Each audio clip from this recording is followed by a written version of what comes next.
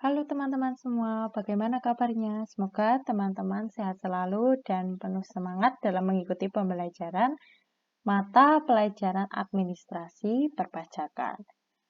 Dalam video ini akan membahas mengenai tugas yang sudah teman-teman kerjakan, yaitu tugas KD 3.12 yang membahas mengenai PPh pasal 21 atau PPh orang pribadi.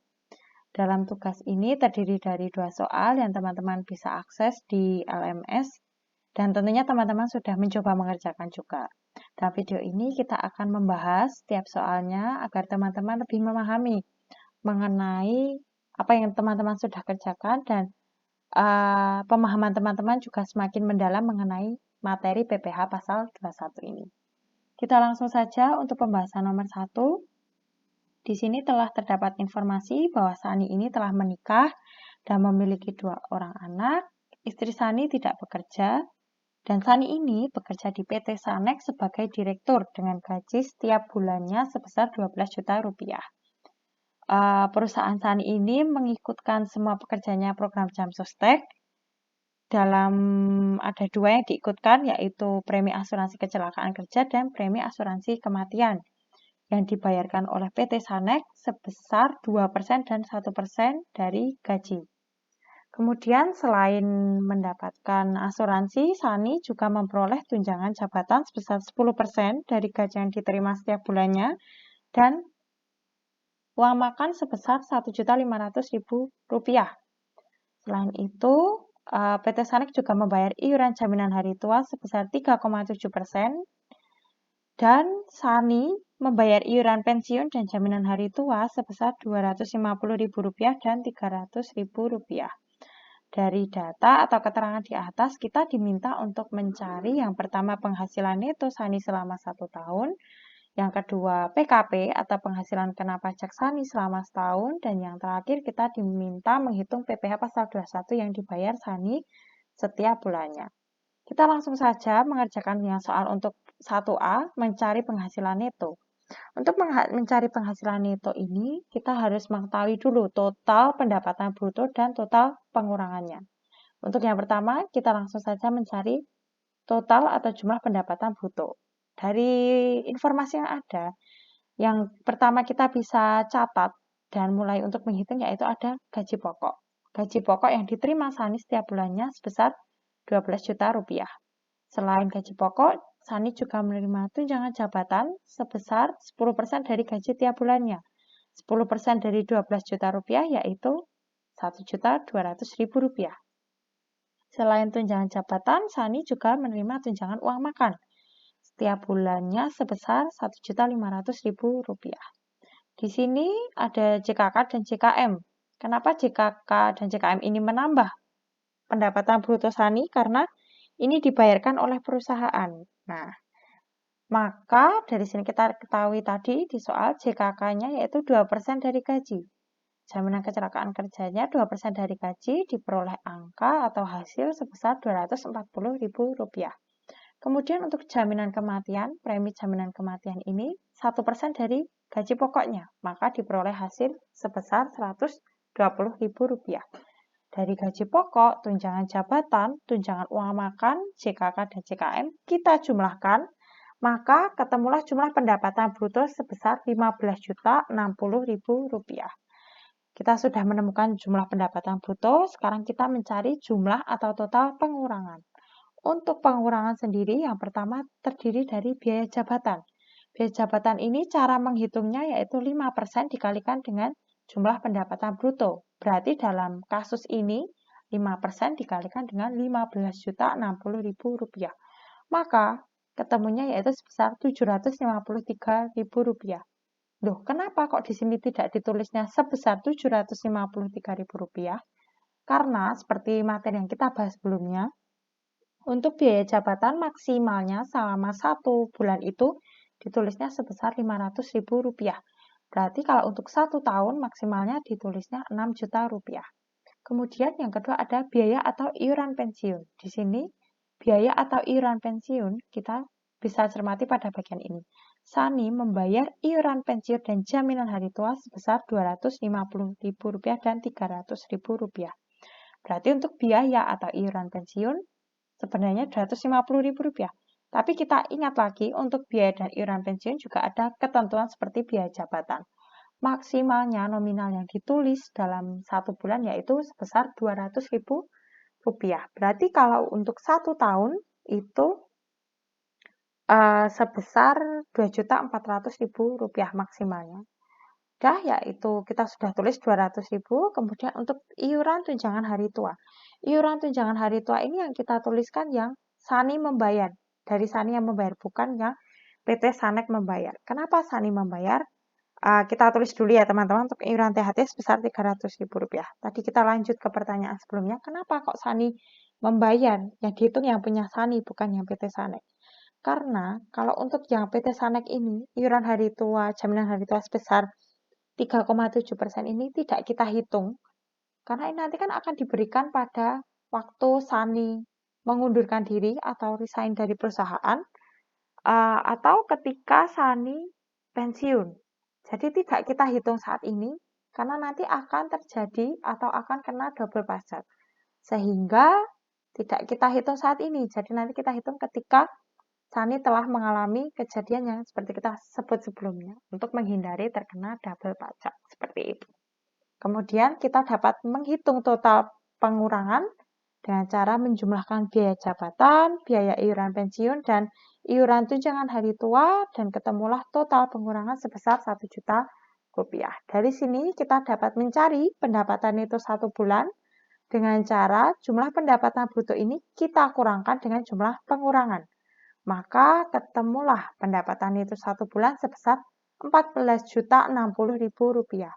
Tadi yang diminta kita mencari untuk pendapatan itu selama 1 tahun. Berarti tinggal kita kalikan dengan 12 bulan.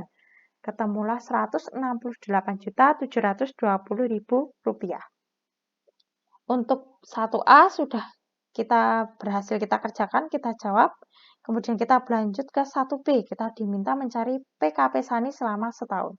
Untuk mencari PKP SANI selama 1 tahun ini, kita membutuhkan, selain membutuhkan pendapatan itu selama 1 tahun, kita juga membutuhkan PTKP atau penghasilan tidak kena pajak. Nah, untuk PTKP sendiri, kita langsung hitung. Untuk SANI sebagai wajib pajak, itu dikenakan Rp54 juta. Kemudian karena SANI sudah menikah, maka kita tulis juga kawin sebesar Rp4.500.000, dan di sini ada tanggungan. Tanggungannya yaitu SANI telah memiliki 2 orang anak. Berarti Rp4.500.000 dikalikan 2, ketemulah hasil Rp9 juta. Nah, dari Rp9 juta ini sudah semua terdata, maka ketemulah jumlah PTKP sebesar Rp67.500.000. Nah, dari sini sudah ketemu nih jumlah pendapatan itu 1 tahun dan jumlah PTKP. Maka kita dapat mengerjakan untuk soal 1B, PKP-nya atau penghasilan penghasilan kena pajaknya, ketemu sebesar Rp101.220.000. Dari PKP ini kita dapat menjawab untuk soal selanjutnya 1C, kita diminta mencari PPh pasal 21 yang harus dibayar setiap bulannya. Kita cari dulu untuk PPh pasal 1 yang harus dibayar selama 1 tahun.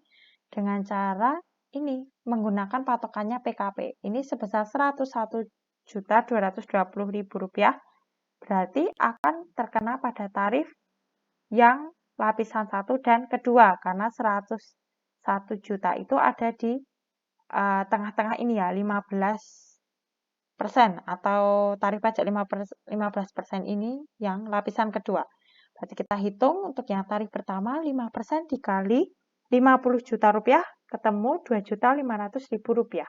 Kemudian Rp101.220 dikurangi 50 juta, maka untuk dikalikan dengan tarif pajak yang kedua sebesar 15%, berarti sisanya dari Rp101.220.000 dikurangi 50 juta, ketemu sebesar Rp51.220.000. Kita kalikan dengan 15%, ketemu Rp7.683.000. Kedua hasil ini dari tarif pajak lapisan 1 dan kedua kita jumlahkan. Maka ketemu PPh pasal 21 selama 1 tahun sebesar Rp10.183.000. Tadi yang diminta kita mencari selama mohon maaf hanya setiap bulannya. Berarti tinggal PPh pasal 21 ini selama 1 tahun ini kita bagi 12 bulan. Maka ketemulah nih PPh pasal 21 atau soal 1C yaitu sebesar Rp848.583. Kemudian kita berlanjut ke soal nomor 2. Di sini Aliando seorang manajer perusahaan yang telah menikah dan memiliki 2 orang anak.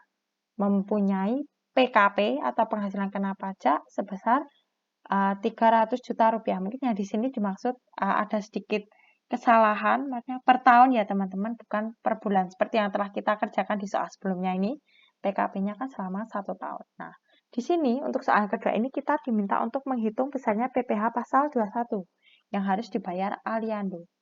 Nah, di sini pengecohnya itu ada terletak di sini. Perusahaan Aliando ini berstatus menikah dan mempunyai 2 orang anak. Jadi untuk soal nomor 2 ini teman-teman tidak perlu menghitung mencari pendapatan bruto, mencari jumlah pengurangan, pendapatan itu tidak perlu teman-teman. Teman-teman langsung saja ini ke bagian ini, PKP. Ketika PKP-nya, oh sudah ketemu 300 juta. Berarti kita tinggal menghitung apa? Kita tinggal menghitung PPh pasal 21 selama 1 tahun, kemudian kita cari setiap bulannya Aliando harus membayar berapa untuk PPh pasal 21. Seperti itu. Kita langsung kerjakan. Untuk PKP-nya sebesar 300 juta rupiah. Kemudian sekarang kita lanjut ke menghitung mencari PPh pasal 21 selama 1 tahun yang harus dibayarkan. Nah, untuk 300 juta ini teman-teman harus lebih hati-hati untuk menghitung PPh pasal 21-nya karena dalam PPT ini teman-teman bisa perhatikan untuk lapisan penghasilannya kan ini untuk tarif yang lapisan pertama ini 0 sampai 50 juta, kemudian yang lapisan kedua 50 juta sampai 250, lapisan ketiga 250 sampai 500 juta. Nah, ini untuk menghitungnya bukan berarti nanti ini ya teman-teman, harus lebih cermat aja bagian ini. Jadi kita langsung coba terapkan di soal. Nah, ini untuk yang pertama 5% dikali 50 juta, ketemu 2.500.000. 300 juta dikurangi 50 juta karena sudah dipakai untuk menghitung di tarif pertama, maka untuk tarif kedua kita menghitung sisanya. Tadi untuk tarif kedua ketentuannya 15% ini antara 50 juta sampai 250. Berarti batas maksimalnya yaitu untuk tarif kedua itu 250. Berarti mencarinya gimana? Bukan 15% dikali 250, tapi 15% dikalikan dengan 200 juta. Loh, kok nggak 250? Nah, pertanyaan itu sering muncul. Kenapa tidak 250 juta rupiah? Karena nanti ini, kalau 50 ditambah dengan 250, berarti kan nanti udah ketemunya 300 juta. Berarti tidak sesuai dengan perhitungannya. Karena apa? Di tarif lapisan kedua ini, batas maksimalnya yaitu 250 juta. Makanya kita kalikan dengan 200 juta, yaitu dengan berdasarkan 50 juta ditambah 200 juta. Ini kan ketemunya 250. Sesuai dengan ketentuan pada tarif pajak PPh pasal 21 lapisan yang kedua. Nah, kita kalikan 200 juta dikali 15% ketemu 30 juta. Berarti tadi udah 250 ya teman-teman. 250 dikurangi 300 kurangi 250, mohon maaf. Maksud saya seperti itu. Berarti sisanya 50 lah. Kita sisa 50 ini kita kalikan dengan tarif berikutnya, tarif ketiga. Tarif ketiganya sebesar 25%. Nah, 25% ini kan 250 dengan batas maksimalnya 500 juta. Kemudian kita balik lagi ke hitungannya. Nah, 25% dikali 50 juta, sisanya dari ini tadi, tarif 1 dan 2, ketemulah 12.500.000 rupiah. Nah, di sini kita lanjutkan menghitung untuk PPh selama 1 tahunnya dengan cara ini tadi. Tarif pertama ditambah dengan tarif kedua, kemudian tarif ketiga, kita jumlahkan, ketemulah PPh pasal 21 selama 1 tahunnya sebesar 45 juta rupiah. Nah, sudah ketemu nih selama 1 tahun. Berarti untuk selama 1 tahun sudah ketemu, kita menghitung untuk yang per bulannya yang harus dibayar Aliando setiap bulannya. Berarti apa PPh pasal 21 selama 1 tahun ini kita bagi dengan 12. Maka ketemulah angka sebesar 3.750.000 rupiah. Berarti ini PPh pasal 21 yang harus dibayar setiap bulannya sebesar Rp3.750.000 dan untuk selama 1 tahunnya sebesar Rp45 juta. Seperti itu pembahasan mengenai tugas KD 3.12.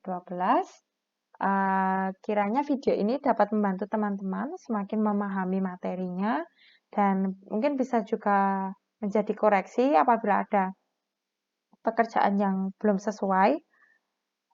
Saya mohon maaf apabila dalam menyampaikan atau membahas mengenai tugas ini terdapat salah kata yang kurang berkenan atau masih sulit untuk dipahami. Mungkin teman-teman nanti bisa bertanya kepada saya langsung melalui personal chat atau di grup, teman-teman bisa bertanya.